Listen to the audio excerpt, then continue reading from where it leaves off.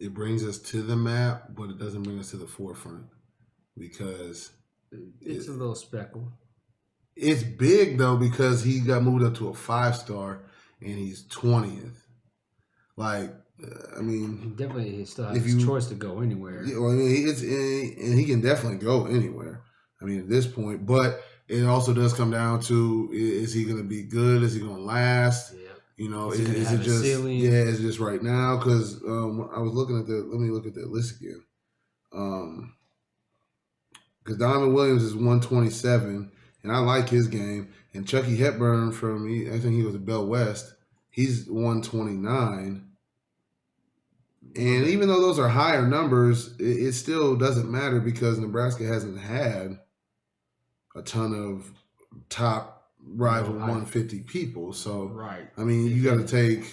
What about that dude from North Star? Where was he at? Donovan Williams. That's what I'm talking about. Oh, that's what he won. Yeah, he won 27.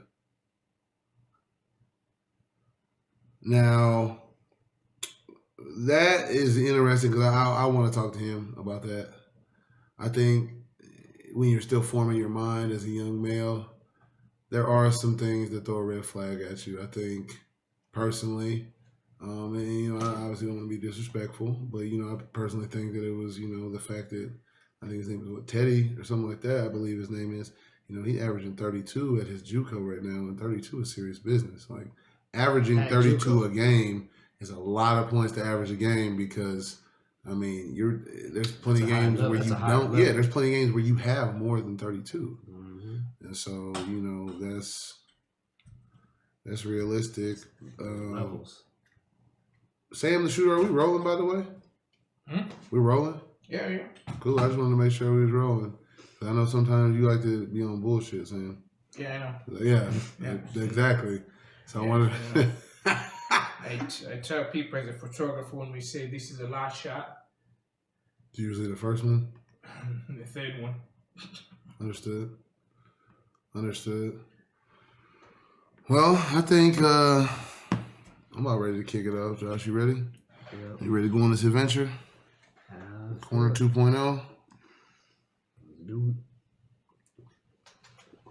All right, y'all, without further ado, welcome to Kirkland's Corner. I am back. We didn't go nowhere, so I'm not gonna pretend like we went somewhere. We didn't go nowhere. We actually took some time to kind of feel how the month was going, see how things were kind of progressing a little bit. You know what I'm saying? As always, I am MK3, the host. I'm in the building. Credits to my man Sam the Shooter. I got somebody special in the building today as well. For those who don't know or who aren't familiar with the movement, Kirkland's Corner is something that originated. I started back in 2013, and it was just me having a little side blog, whatever, me talking the way I want to talk. And I was up in Columbus where my oldest son lives, and I was working with the Central Community College basketball team. So I was trying to provide just that extra little bit that people need. Because sometimes you don't want to watch the news, sometimes you're not feeling it, or whatever. They can kind of dry. You know what I'm saying? So that's something I put together. As with a lot of things in life, I wasn't feeling the buzz initially. I just kind of put it on the back burner for some years, and then I was approached about it from a couple of different sources, just asking, hey man, why you doing what you doing, man? You like to talk, you got a good voice, man. You could be the voice of the city. I'm like, oh shit, damn, maybe I better get back to it. And so then there was a gentleman who came into my job at the time who was kind of listening to my podcast and was like, hey man, you need to keep doing what you're doing. And I'm like, man, at first, I'm not gonna lie. At first, I was like, man, what the fuck are you talking about? Like, you didn't know me that well. I didn't know me like that. I didn't, but at the same time, I still just wasn't thinking it was worth anything at first. So let me first introduce y'all to the man behind the plan, the scenes, everything, Mr. JL, Josh Lynan. Go ahead and tell the people a little bit about yourself, man, before I finish. You could have kept going, man. I know, man. This is my corner, you know what I'm saying? But I share. I share. So, you know what I'm saying? Let them know who you are. Let them know where they can find you. Let them know what you do. I know you got a little brand. You got your own, what's up, man? What's happening? Oh, yeah, as you said, Josh, got a few things going. Married, 4 stepkids, grandbaby, little 2.5-year-old. Also do As they say, your hands is full. yeah, quite full, and about to get fuller. So here in the next few months, but I can handle it, and that's what life is about. So it's almost like a challenge to see how much you can put on your plate without mismanaging and doing it. So I kind of enjoy that part of it, but I wouldn't change my life for nothing. I'd also do some management for studio, R&B studio. Shout out Junior Jocks. We run the place out there. Is where he got his little start with the corner, and it was just a beautiful thing. But yeah, I'm here with this man here, believing his dream, his vision, and got the gift to go with it. You drive, anything's possible. I like that, man. I like that. As we like to say around here, you know what the fuck going on, man. We here to chat. We here to chop it up.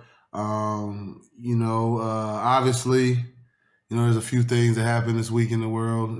We'll get to it in just a minute. But what I wanted to say, though, is in ties with all this, make sure that when someone believes in your dream or your craft or whatever it is, and they take it seriously to the point where they come approach you about, your gifts and whatnot, make sure you take it seriously, because there's a lot of people who have fallen to the wayside or quit because they haven't gotten the buzz or the, respect, or maybe not even respect, maybe just the initial, buzz that they wanted, or the things weren't jumping the way they wanted to. It's not an overnight thing.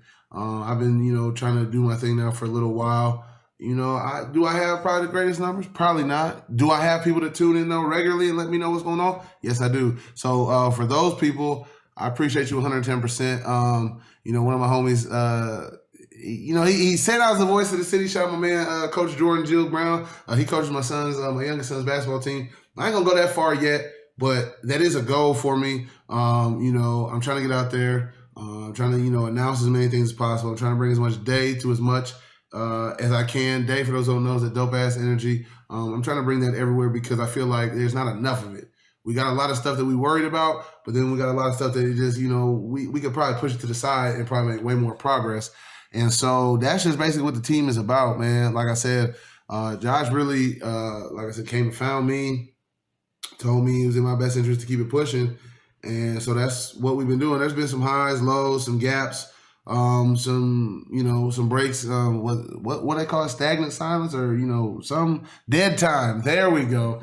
Shout out to my people in the radio. Yeah, there was some dead air for a while, but I think now as I've just become more comfortable just with doing my thing, it's just one of those things that's easy for me. Shout out to my guys who are not in the building tonight, who normally are here, have some work things and have some other just issues in their life. One thing about the group, we don't get into the fussing and fighting about who can't come one week or who has. We grown men out here. People work, people got stuff to do. So shout out Mac Millie, shout out Kamari, shout out Willie. I know they tuned in, kicked back at the crib, whatnot, doing what they do. I know they did have work tonight, so they got the night off. Getting into it though, it was obviously a rough week for the sports world, for the world. I'm gonna do my best because there's a few things that just have been running through my mind, just throughout, just thinking about what to say and whatnot. Obviously, as the world knows, Sunday was a relatively interesting day. There was 9 people who lost their lives in a tragic helicopter accident. One of those people in particular was the legendary and now the late Kobe Bryant. And for me, I can be 100 and tell you when the news hit me, I wasn't trying to hear it, wasn't trying to believe it. I figured it was fake news because there's a lot of you out there who like the fake news bit. I was waiting for it to be a hoax. After a while, once it got too quiet, I was like, all right, I really need this to be fake. The thing about life, I think that a lot of us get misconstrued sometimes, is that life really is precious. And the other thing about life is when it's over, it's over. There are no do-overs. There are no mulligans. There are no let's take it from the top. There is none of that. And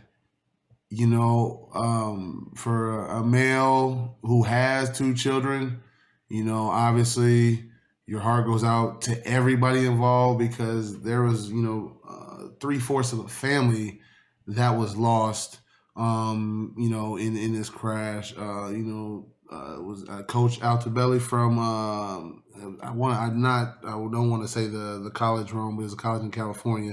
And he was a baseball coach, and he had been there for a long time and was a staple, obviously, in their community. Looking over, the wife and the daughter as well, who's a teammate as well. So there's it was a big deal. It was a really big deal, I think. And because you know how the media can be, it kind of never got to the point where we could just talk about, Kobe and his daughter, Gianna, who was unfortunately on the plane as well. Her and her two teammates, Alyssa, and it looks like Peyton. Those were two other young lives that were taken as well as the mom, who was also coaching, Sarah Chester, or no, I think it was Christina Mauser, who was the coach. She was helping coach the team. So, and then also, I don't know how to say his name, but Pilot. Yeah, Zubayan. His name first name starts with A. That was the pilot. So you're looking at a day that starts off normal. Hey, talk to you later. I'll see you later. Love you. Hey, we got this to do. We got to go here. And then you have nothing. And I think why it resonates so much is because there's so many people who looked up to, idolize, icon, Kobe as, one of their players, one of their favorite people. And as I said, life is obviously precious. And, life can be over in an instant, and nobody is immune to any parts of death or anything like that. And I think that's what made it so hard, is because we basically bronze superstars and people in our own way. We basically, for lack of better words, get them all dressed up in gold and glitter, and we put them up here. So when we're talking about death, and we're talking about no longer having access to these lives, no longer having access to, the skill set that Kobe Bryant put on the court, or that he was instilling in his daughter. You're talking about 3 teenagers no longer going to school, no longer having that passing period. And then you're talking about, parents lost. And in the case of the coach, Altobelli, there's only 2 kids left. Yeah. Mom and dad are gone. Little sister is gone. It's a sister and a brother left. And I think what people got so caught up in is that people were relating to Kobe. People were relating to Gigi. I mean, you have to understand that people gravitate to what they know. So do we have to obviously show the respect for all lives lost? Of course. That's a must. It wasn't just Kobe and his daughter on the plane. That's not who was just there. That's not who's impacted specifically. There's a lot of people impacted. I mean, it goes to the camp. They were headed to the Mamba Academy, and there's obviously footage of that. And then you see a room full of heartbroken kids and parents and campers getting ready to do their thing, because what was scheduled to happen is no longer on the schedule. There was a break in the action, as sportscasters like to say. And it was the type of break that stopped us all in our tracks. I was up in Omaha. My son had just finished the game. And ironically, when you talk about, obviously, when you talk about Kobe, you think about some of his game winners. And my son's team had lost that game. They lost 19-17, and there was about eight chances that they got to try to tie the game. I think one specific kid had 5-6 chances himself, and Kai got a chance. He shot it, and it rolled in, and it kind of rolled out. And I wasn't really thinking much of it. It was a learning lesson. It was a learning curve. It was one of those things where you wish that it would have went in for that experience, but at the other time, you're not thankful that they missed it, but you're okay with it because next time, and he took the next shot. time it'll work. And you have to take the shot. And I believe, obviously, as we could talk about with Kobe, rest in peace. Obviously, taking shots was not something that he struggled with. And that's, obviously it's still a hard thing to talk about, but it's a light thing. But so, when he took that shot, I was okay with him missing. We sat and talked about it. And having the instinct, like you said, to take the shot is big because in life, you do have to take risks. You do have to take chances. And you do have to set yourself apart. This setting right here with Sam, with you, with J-Mac, with Kamar, this is my Thursday night. This is my Thursday night turn up. This is something that we built, that time has been put into, that for me this is where I come. This is where I can relax. This is where I can get everything off my shoulders. And so I think for me today, specifically just wanted to talk, rap just a little bit about the impact that the lasting impact that Kobe had on my life. Being 34 years old, I'm pretty sure I'm at a solid 23 years that Kobe was in my life. Majority of your life. I mean, it's over half, So as I'm watching people online telling people what they should and shouldn't be sad about, in my mind, I'm feeling like somebody that I basically knew, maybe not like that, but to an extent, is gone. Like, what am I supposed to do with that information? Like, this isn't. It had an impact on your life. Like, that was spend a lot of time with your life. You can't expect not to get some kind of an attachment to a person like that. But we put these people on a pedestal, and then your connection to him is not the same as mine. Mm-hmm. But I grew up with him. I didn't exactly aspire to be a ball player because I was 90 pounds when I graduated high school. I can't make this up. It's real. You wasn't going to do nothing for nobody on the court. No, I'm not going to do nothing. But you know what? I had the dude's video game that on the Nintendo Kobe Bryant 64. courtside. Stop playing. N64. That's how deep it goes back. And that's why I think I have such a problem with so many people saying you can't be that sad over somebody you didn't know. Dog, I have a video game with his face on it. Yeah, as that's a kid. Connection. That's a memory that you had. That's a connection. That's an emotional connection to a moment in time. And that was one of the first games that came out where they actually had an announcer in the game. Yeah, where you could hear the names and you just it adds to it. I even go back to just remembering him getting drafted. Yeah. I'm like, who is this cat? I remember that day too. Like it was yesterday. I remember that day because he got drafted to my favorite team at the time, Charlotte Hornets. But 17th pick. Obviously, he'd been around basketball his whole entire life, and so he knew that was not a winning culture. He knew he needed to be a Laker, so that's where he made that demand to make sure he got. Shout out to Jerry West on that move because that was definitely a power move. Definitely.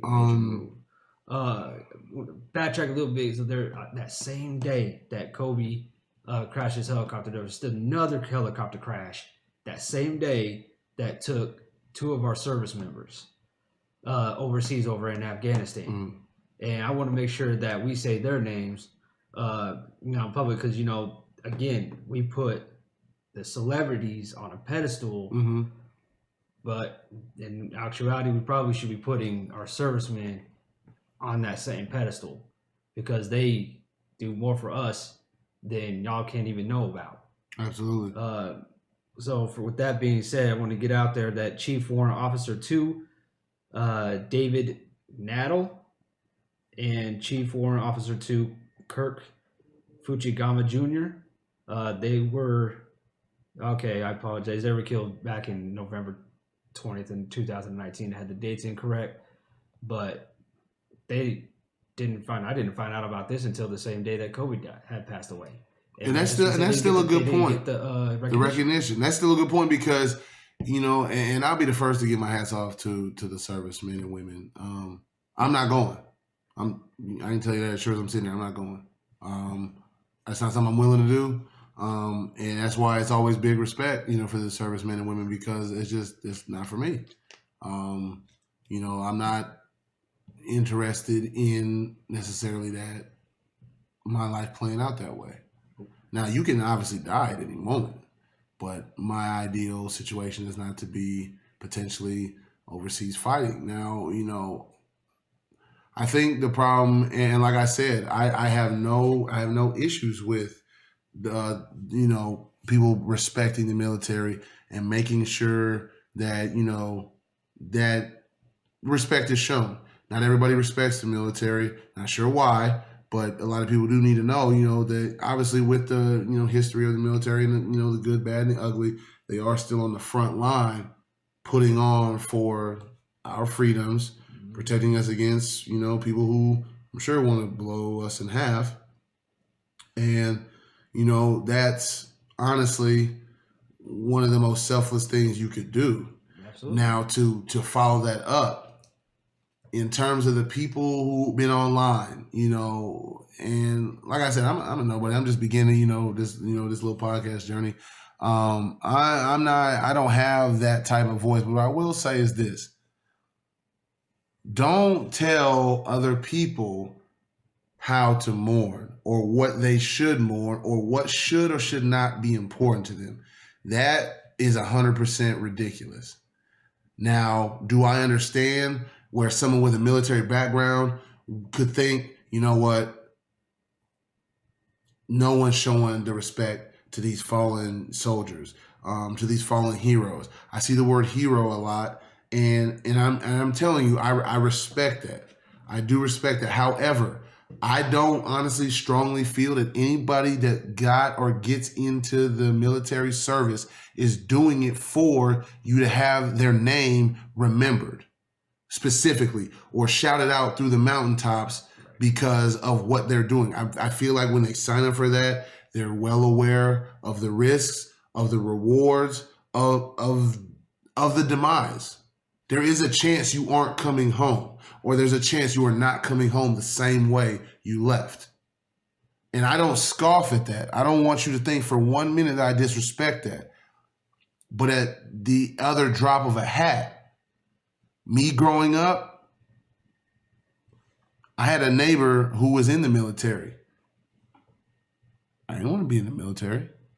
I didn't want to be G.I. Joe when I grew up. I didn't want to do any of that when I grew up. I wanted to be like Mike. I wanted to be like Shaq. And then once we got past that, once we got past Mike and Shaq, then here comes Kobe. There's literally millions of people impacted by Kobe's life that he lived, good, bad, or indifferent. You know, when people throw away trash, they still yell Kobe. Do you realize like what type of impact that is? Something simple as the trash. We all know somebody who's done it. I had a buddy at CCC, Central Community College. His name was Jerry Freeman. Shout out to Jerry Freeman. Shout out to Omaha, Nebraska. You know, every time we're in the gym, you know, he would get on fire. Start shooting. Kobe. Every time. Like, that's monumental. And even as a serviceman or woman, you in my opinion, I don't feel like that's something you can just scoff at. People choose and adapt to what they want to choose and adapt to in life. You cannot be mad at someone for cheering for something or someone that they've been cheering for.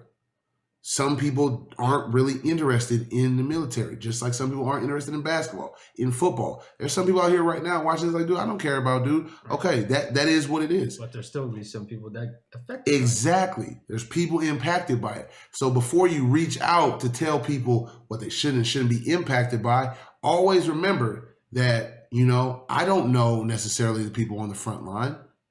But it doesn't mean that I'm not going to be sad. It doesn't mean I'm not going to hold my head down and say, you know, rest in peace if I find out something happens.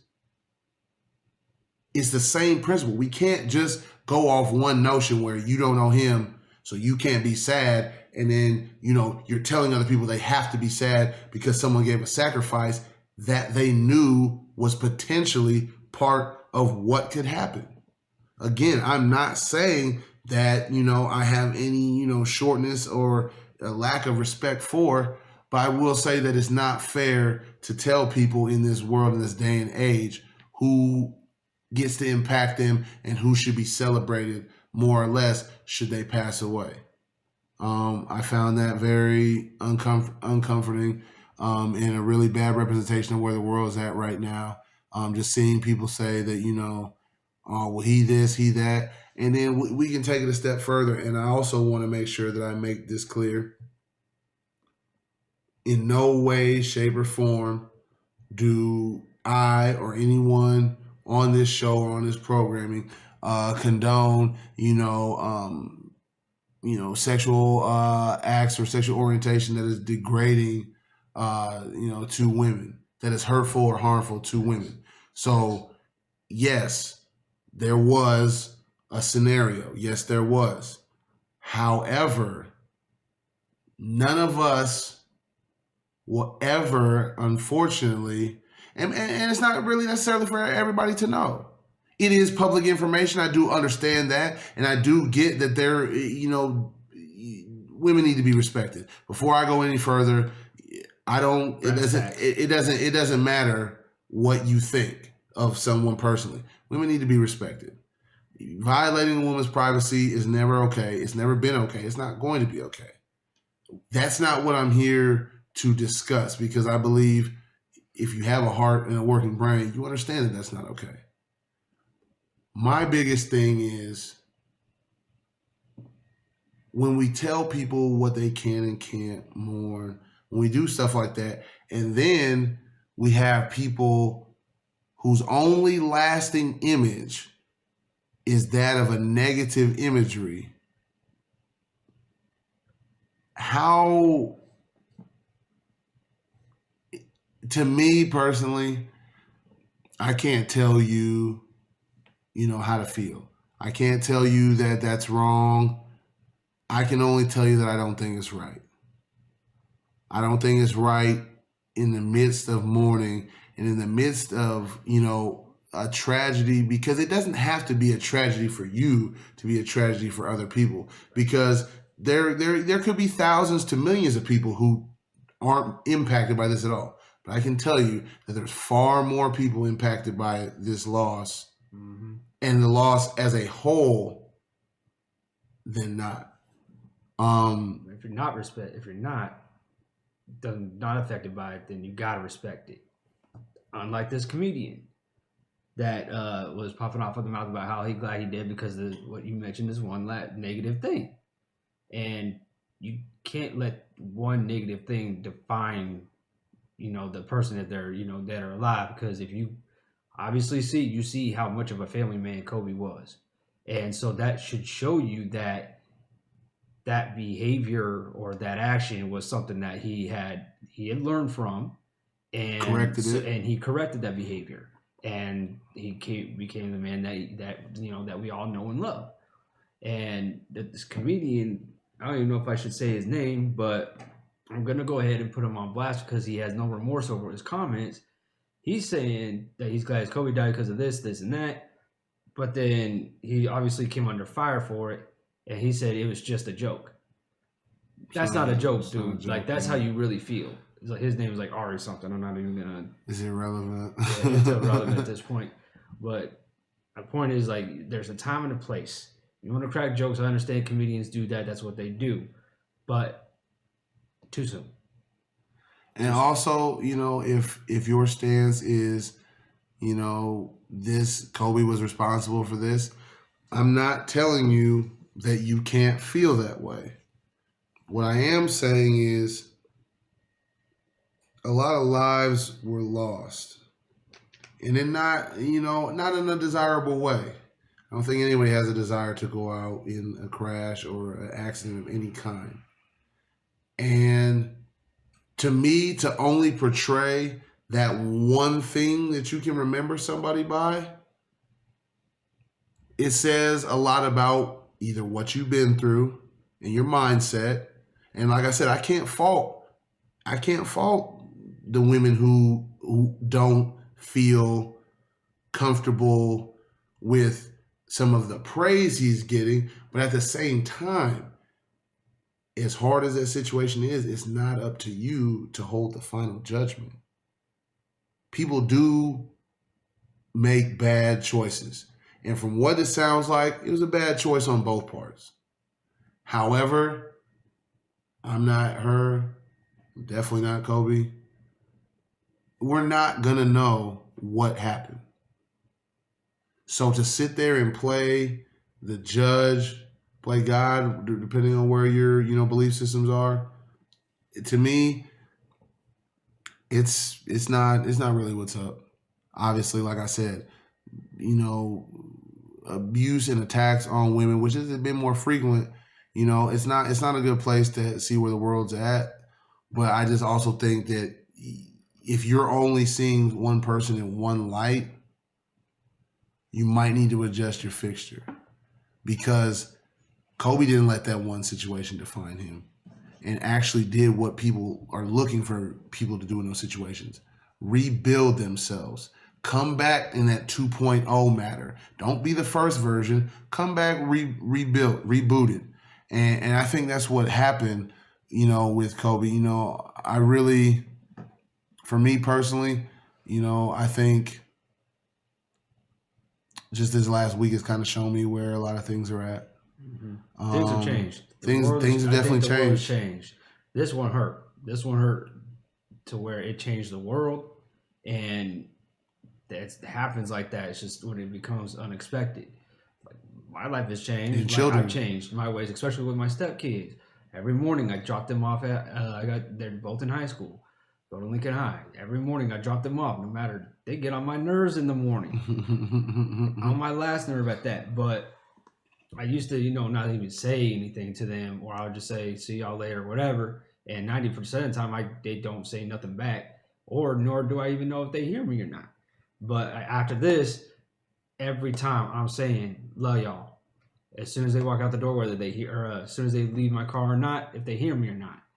And that's everybody's holding their kids tighter at night, or they're telling their kids they love them, and you should do that. You should hug them, even if they're not used to it. You keep doing it, they'll get used to it. What do you make of what I said earlier about trying to channel people's, who they, shed their tears for, and who should be celebrated, or where are you at with that? You can't. My thing is, you can't tell people how to feel. Like you said, you can't tell people how to feel. They're gonna feel how they feel, and if that affects you, how I feel, then that's not my problem. That's your problem. So I'm not gonna waste my time and my breath on it, because I got bigger fish to fry. I got other things going on in my life. Don't worry about how you feel about not even yourself. It's a fact. It's a fact. Just going through it and just kind of going through my notes today and what I wanted to say. I got a lot of what I wanted to say out. I really just coming from, and this is coming from, someone who never was the main attraction in sports. I was always a sixth man. I always kept the day flying, that dope ass energy flying. When coach needed somebody to get in there and, make something happen or bring a spark to the team, that's who I was. So for me, being able to watch Cole, being able to watch, him do his thing, because he struggled at first. It wasn't all as sweet as he thought it was. Mm-hmm. I still remember some of those air balls against the Jazz, and I just remember seeing the dejection and just the hurt. And, he turned that into, what we know now as the Mamba mentality. Mm-hmm. And, and that's the one thing, I wanted to talk about today too. To me, mm-hmm. the Mamba mentality that I've seen and I feel is now imperative to how people live. And I don't want people to get hung up on, I think people get hung up on, when we wait for something to happen to realize these things. Things happen, and sometimes it brings a bigger light to it. So if it does that, that's not really a problem, in my opinion. You know, it's brought to the light that people need to say they love each other more. You know, we obviously heard the accounts from Shaq, from you know, the guys on NBA TNT. You know, Jay Will. You know, numerous people on ESPN. You know, and numerous people broke down in the middle of these recordings talking live television because people have that impact on your life. And I think for me, the Mamba mentality now is so clear. You know, put down the PS4 every now and again and go work on the craft. You know, get the kids into the gym to work on their craft. Yep. Read some books.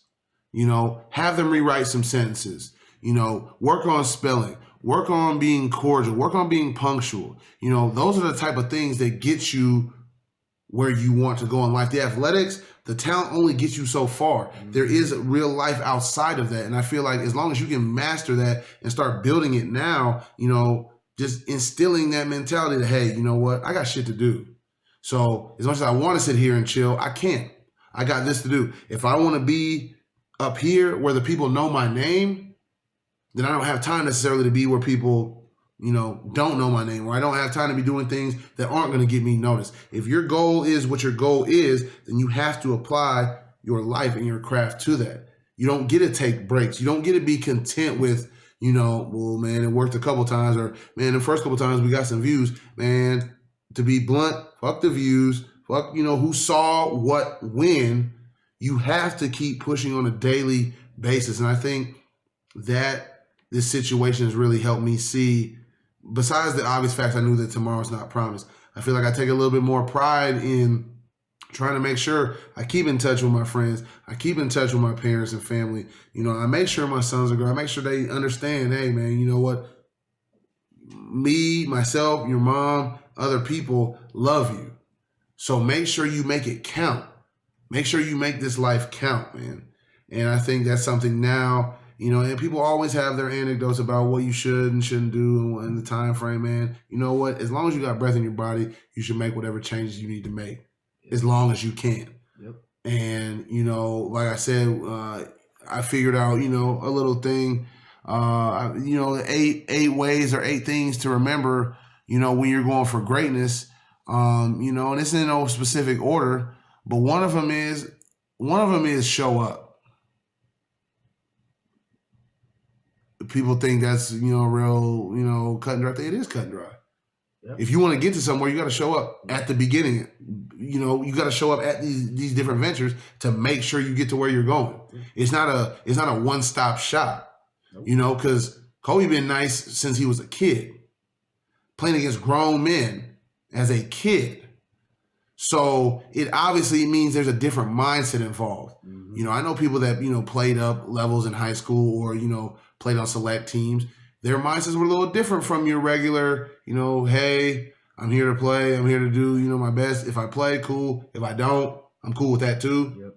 You know, there's levels to it. And it takes talent. Yeah. It takes hard work. Period. Will. And if you don't have that, it's not enough just to be another face in the crowd. And so you have to show up. Number 2, you got to believe in yourself. And we all know what that means. It means that you believe enough in your craft that you don't quit. You keep on going. You keep growing. You grow through what you go through. That's imperative. You know, number 3, I think, you know, is you have to have faith. Whether you have faith in God, your higher power, you have to have faith in something, because without it, because faith in my world is being able to believe in something you haven't seen yet. I haven't seen myself on a big screen except that one over there that I'm looking at right now. Right. But I want to see myself on the bigger one, you know what I'm saying, on the TV. I want people to be like, oh, man, that's Kirk, man. I've known him for, you know, whatever amount of time. You know, he was always talking about this. He was always doing. That's what I want to do. So I have that faith that I can do this. You know, another thing that I think you have to do, number 4, is invest in yourself. Yep. That's the minimum. If you can't invest in yourself, how do you expect other people to invest? And that's a fact. People aren't going to invest in you if you don't invest in yourself. And that's coming down to time. Investing their time, not even just saying about money. That's investing time, because that's more valuable than anything. because time you don't get back. You know, and I think, like I said, this is a kind of a, you know, reflecting on a little bit of greatness here today, you know, in the fallen NBA legend, and you know, greatness. Really, greatness, I think, to me is like beauty. It's in the eye of the beholder. Some people are destined. Their greatness isn't necessarily the spotlight. Their greatness is knowing that they made an impact, that they've changed lives for the better. They've done this, done that, and that's fine. But it starts still with investing in yourself, because if you don't believe you can help anybody, you know, or you really don't believe that I can fully do this, then no one else is going to. Right. And that's just simple and plain about it. You have to be locked in. Being locked in our world, you know, I'm not going anywhere tonight. I'm staying here until this is done. I got this to do. I got, you know, whatever to do. I can't move anywhere until I know this is done, until I know this is going to pop for me. Right. And that's something people aren't necessarily willing to do, because people get stuck in that instant gratification stage where, oh shit, I need my shit now. I need my chips with dip now. Right. But you haven't even done anything. Right. We still don't know what was your name again? What was your act again? We don't know you. Yeah. So you have to you have to be able to do that. So you have to stay locked in. You also have to brand yourself appropriately, which means you might have to set yourself apart. Now, I know my parents. Do they cuss that much? Not really. Do I? Kind of. Now, does that hurt me necessarily? No. If I was to go on here and put on these you know, profanity-laced tirades about this, that, and the third, will that help? Probably not. But it's different because, you know, where we are in the world now, certain people want to see certain things. And, you know, for all of you who think I'm going to sit here and cuss people out, that's not what I'm going to do. That's not where I'm at. I just want to help people be the best version of themselves they can, because, you know, I don't have everything going on that I should have going on, or that society standards says you should have going on. But I believe myself enough. I have this, and this is enough for me to put my foot on, step, and keep stepping with. So, you know, you have to build a brand, and like I said, you know, it's, you know, basically my brand is the corner. You know, from, you know, whatever it is I'm trying to do, from, you know, little web blogs to little posts, little shares. You know, I want people to know that the corner is somewhere they can come and keep it 100% and keep it real. I think one of the other things that becomes also imperative too is that you know your why, and being able to sustain your why. So those are our last 8. You have to know why you're doing what you're doing. Y'all know why I'm doing it. Big J, Little Kai. I want them to have some when they get older. I want them to, if they feel that they've got the wherewithal to be able to speak, to be able to talk, to be able to embrace other people, then I want this to be something they can branch off of. I want them to have something like this. You know, obviously I'm building to make sure they have other things, but this is who that's for. This is cool if it works out for me, because I like doing this. But I want to be able to build for other people who don't necessarily have that faith in themselves, or don't have the why figured out yet. I want people to understand that your why can be greater than anyone else's question. It's got to be greater than anyone else's question. Without a doubt. No because question. when people start to question your why, and you start to question it, it becomes a thing where you can't really be authentic, and you can't give your full self to what you're trying to do. And when I come on here on the corner, I try to make sure you know that I'm keeping it 110%. What I don't believe in, I'm not talking about. If I think it's bullshit, then I'm not about to try to endorse it. But I think those things, you know, that we mentioned, you know, staying locked in, believing in yourself, the brand, investing in yourself, you know, making sure you know your why, and staying honed into your craft. Those are all important things. And those are all reasons why number 24 and number 8 are retired. Period. You don't get to that level of stardom.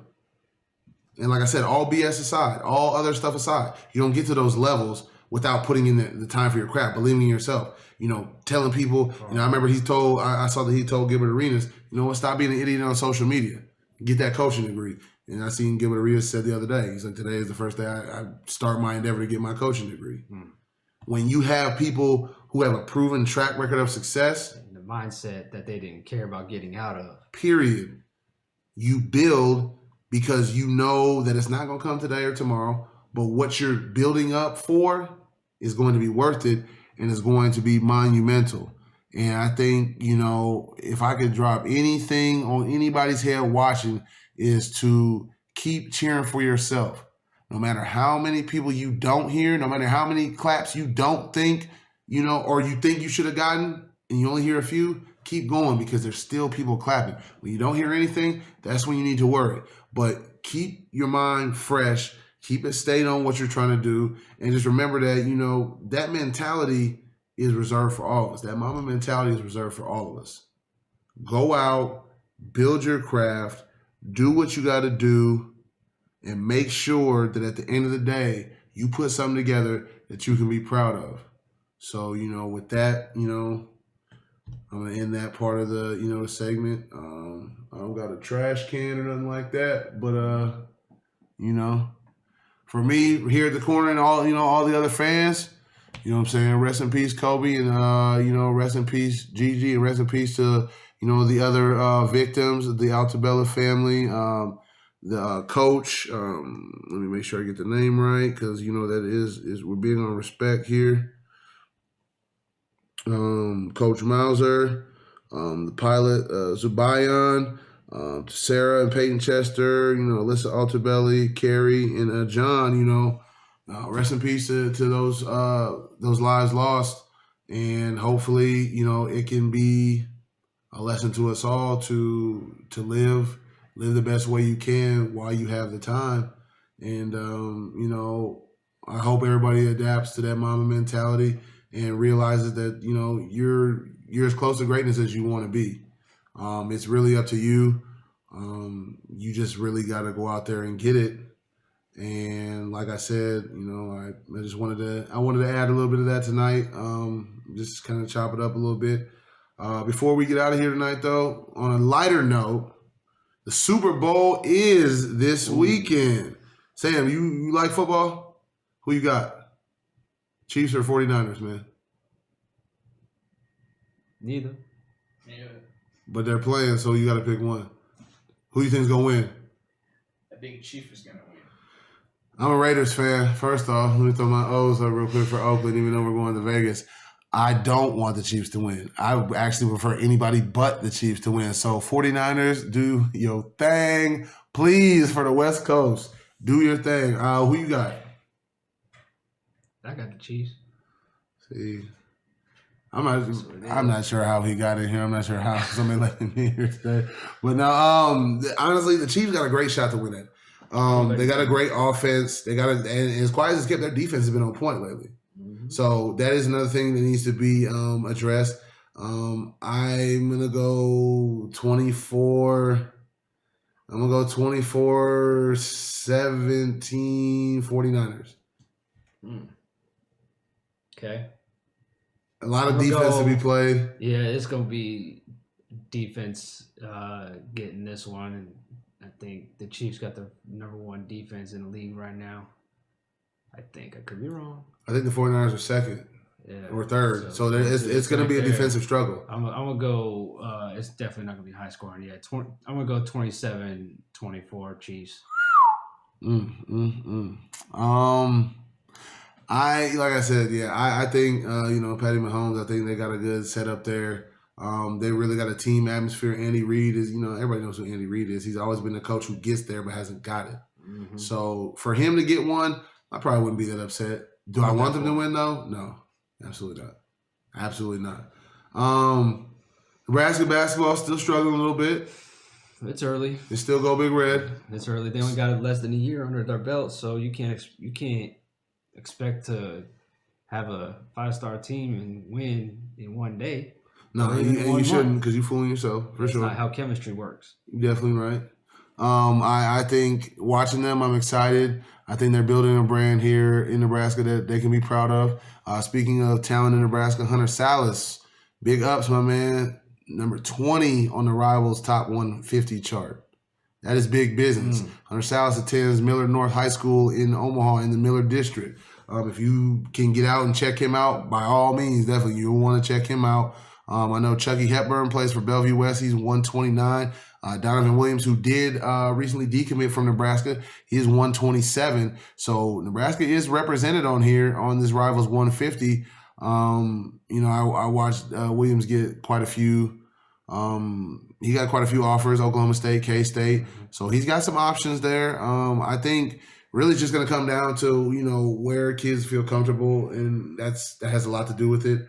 I feel like Nebraska is an inviting place for people to play because we're obviously very passionate about the fans or about our sports. The fans are very passionate about the sports. That's a better way to put it. So with that being said, I really just kind of hope that, we're able to put Nebraska on the map. With him being a 5-star now, do I think that he's coming to Nebraska? Yeah, that has yet to be seen. Wherever he lands at, I just hope that he goes to a place where he's in a system that he's going to be able to thrive in. Because kids, if you don't listen to anything else I say, listen to this. It's great to go D1 and have that Nike, that Jordan gear, whatever. Hey, if you need to dumb it down and go get you some Adidas gear, not saying that's second tier, but I'm saying if you need to go to a D2 school where you'll play and you can make an impact, you really need to consider that, because it doesn't make sense to ride the pine for 4 years and mess around and rack up some debt. Well, you can go somewhere and potentially get your school paid for, play, thrive, and if the next level is your goal, then the next level is what you can Still obtain. Attainable. Look at all the players in the league right now that were undrafted rookies coming in, or played overseas, or coming out from D League. There's a lot more of them now than there's ever had been, and that's just the way that it's going to keep going. So just because you're not going D1 doesn't mean that the dream isn't attainable, because it's more attainable than ever. Adapt to that mentality and make sure that you go for your goals. Make sure that you lift your people up on your way up to the top. Make sure you support those who support you. Look out for those who look out for you. Just a reminder, man, support is free. Sharing people's posts online, that's free. That's stuff you don't have to, you don't have to fake the funk to do that. You don't got to buy up the whole right side of the merchandise on the website just to do that. So make sure you support your friends and your people. This was a nice little reflection day on the greatness of number 24. We dropped off a few, 8 ways to make sure that you get yourself achieved for greatness. Before we get out of here, though, make sure y'all tune in to Josh's words. He does have some business and stuff going on another note that y'all need to make sure you tune into. If you're a musical artist, a podcaster as well. Josh, one more time before we get out of here, make sure people know where they can get a hold of you at, and make sure people know what you got going on, man. I'm on all social media platforms. Just not really. I'm active on all of them. You can find me on there, or you can reach out to me just through the if you're an artist or anything like that, through the rmv.com website for the studio here in town. We've got the best engineer in the state, hands down. I'm just gonna put that out there right there. Hit me up, send me messages, talk to this guy to get to me if you have to, but I'll put you in position. Yeah, I definitely and appreciate you for having me on too. That's easy, man. You know how we get down, man. Appreciate you for sure. It's all love. Sam the Shooter, I appreciate you as always, even though I can't have no shoes on. I appreciate you, man. For everybody who represents the corner, for everybody who tunes into the corner, you know who I am. You know who I be. The host, MK3. Until next time, next week, make sure you show love, spread love. RIP 24, RIP to the fallen 9. And go 49ers. We'll see y'all back.